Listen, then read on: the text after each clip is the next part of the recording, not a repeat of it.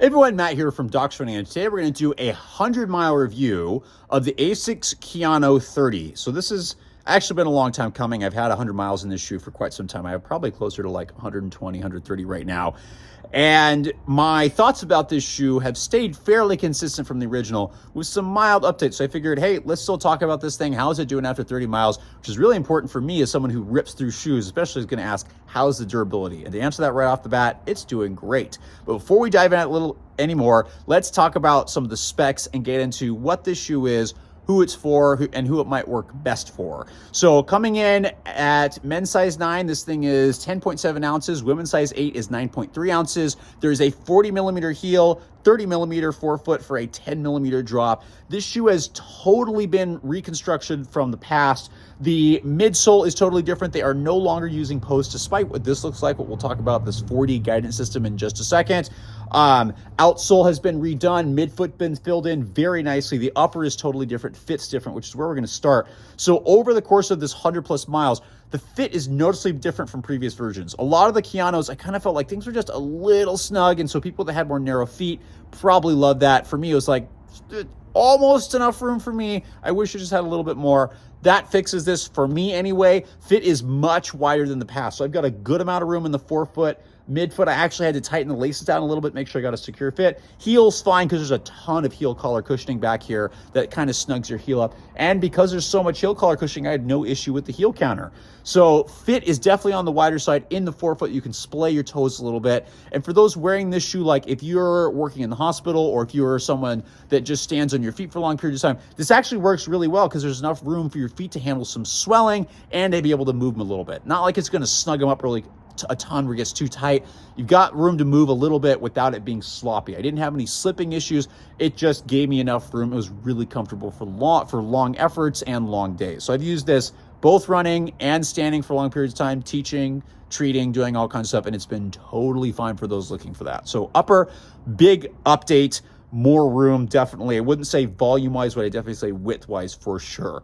The sole is where everything completely changes. Those really used to stability coming from like posts and things like that, that's not there anymore. You really have what I would call a maximal guidance shoe now. Not like a Brooks Beast. It's not in your face where it's so rigid you can't do it, which that has its place.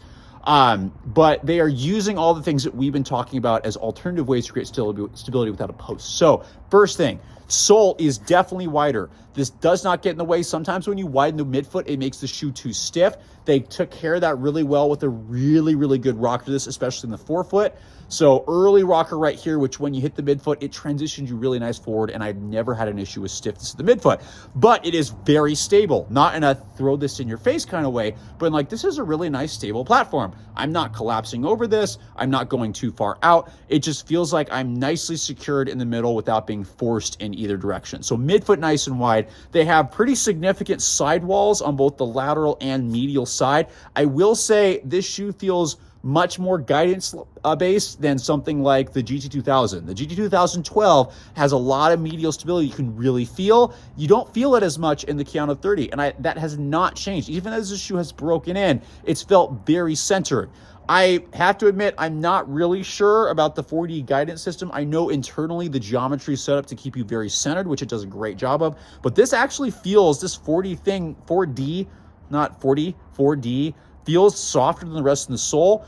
Somebody mentioned to me this is actually meant to help facilitate appropriate pronation of the foot rather than keeping you like excessively out one way or the other. It's supposed to help you collapse appropriately and help shock absorb. I feel this a little bit as the shoe is broken in, but not in a way it's like making me collapse. It just seems to kind of feel nice and facilitate forward transition in the right way. So I'm sure Asics has some biomechanics behind this in terms of facilitating how the arch is moving. Whether I really feel that, not really. What I really feel is just a very centered ride. So people that need lateral stability, I think this shoe might also work because I've never felt forced too far lateral or forced too far medial. It's a really nice shoe that keeps you in the middle at a very high level because a lot of the stuff going on here, wider sole, sidewalls. The only thing is I have in stability shoes that are sometimes a bit stiff in the rear foot, my knee can sometimes bug me a little bit. And that did happen the first probably 20 miles. And then that went away completely just because I need to shock absorb at the heel.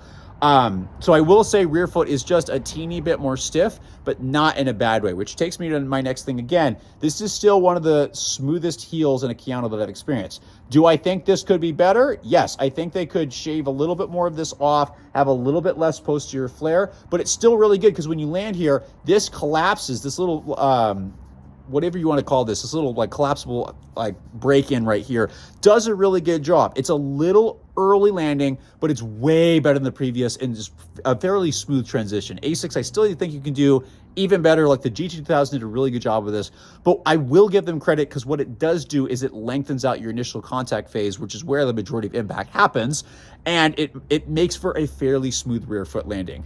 People that want to walk in this shoe, it's also going to do really, really well for that. Running and walking shoes don't always match.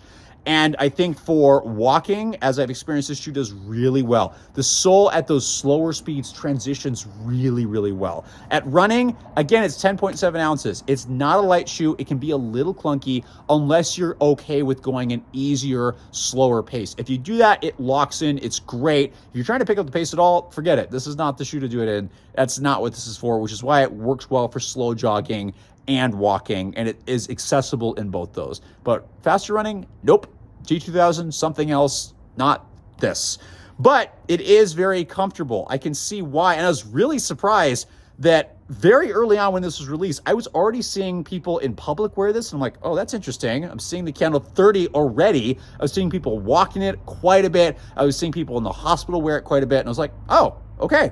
So obviously it's catching on. It's comfortable. It doesn't have that in-your-face post feel, but it still keeps you very centered in a way that you don't even have to worry about. So if you want that post feeling where you feel something really pushing in your arch and you feel that medial support, this is not going to be it. But if you want a highly stable shoe that's going to keep you centered and you don't have to think about that, that's where the Kayano 30 is going to come in. It's very different. It's different in a good way because now we have options. There's stuff like the Gavoida out there. There's stuff like the Kayano, the Ultra Paradigm, several other companies out there that have these kind of shoes that are providing stability in a couple different ways. This is just how Asics is doing it now. So if you want that centered, that max, like higher level guidance type fit, feel with a wider upper, the Kayano 30 is going to do well for you. And again, durability wise, this thing is doing great. 120 miles for me, this is insane. Like I haven't worn through the outsole. It's doing really good. I expect to get a large number of miles out of these, at least from this sole.